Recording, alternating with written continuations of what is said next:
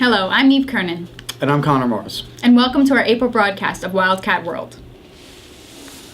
The PAC renovation is nearly finished, and our CDS can begin making use of this upgraded space. Wildcat World was able to gain access to the rejected ideas for the building. Here's the report. The current PAC renovation is proceeding with the plan that the committee eventually chose, but we looked at lots of different options. Parking at Right Country Day is obviously a problem, so there were some creative ideas about a ramp up to the roof with parking on the roof or an elevator to bring the cars up. And we also looked at excavating under the PAC and seeing if we could get some underground parking. But those options were just too expensive. One idea for the PAC renovation was a subterranean space for the theater department.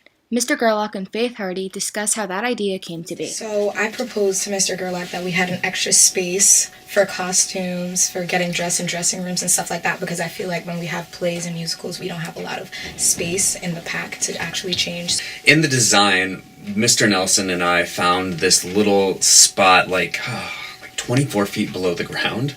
It was like this sweet spot that we found that the architect said, okay, we can do this, we could build it. Why was it eventually canceled? So the construction, the cost of it would triple from what would happen, so we couldn't actually get that space.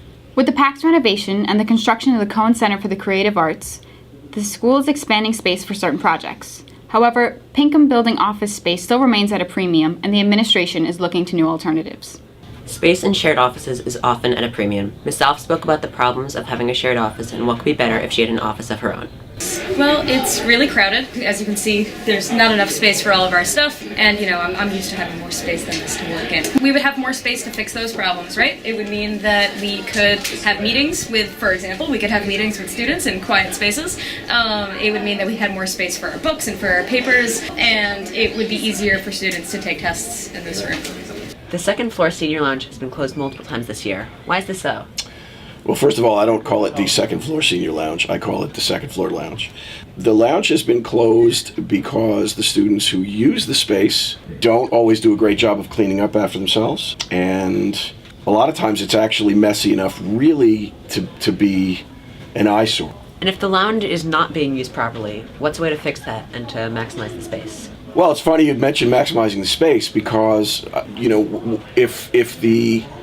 if the mess gets bad enough and if it gets messy frequently enough, then the administration starts to look at the space and say, is there something more productive that we could do with this space? FLIK has come out with a new list of menu items that will be featured next year.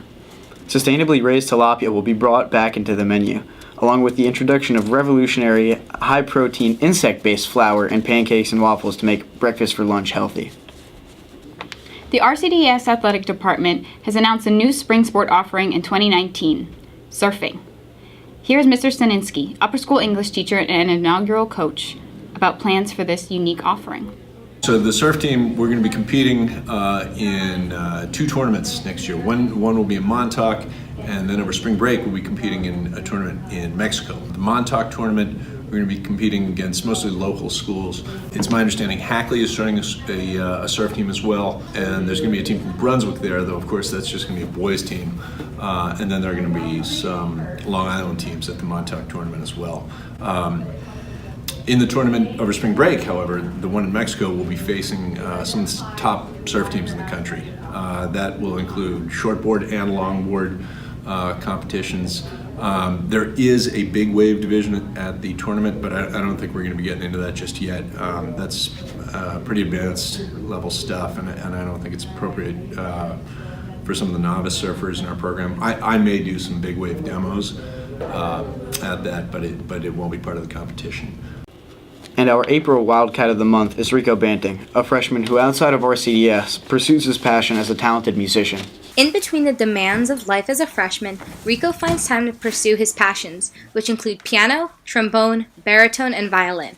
So I've been playing for about 9 years, and I just kind of practice in the PAC all day. I don't really like going up in front of people too much to perform, because I feel like that's kind of something I want to keep to myself. I don't know. How have you changed since the PAC's been closed due to construction? It's kind of been weird because I'm not really socialish, so I kind of just stick to the walls and stuff. You picked up any other hobbies? Started playing chess a bit. Finally, a bit of history. The tradition of April Fool's Day began in Europe in the 1700s and continues to be a popular diversion in the 21st century. Wildcat World hopes you have a great month, but beware any practical jokers who might try to make you an April Fool. See you next month for some real news.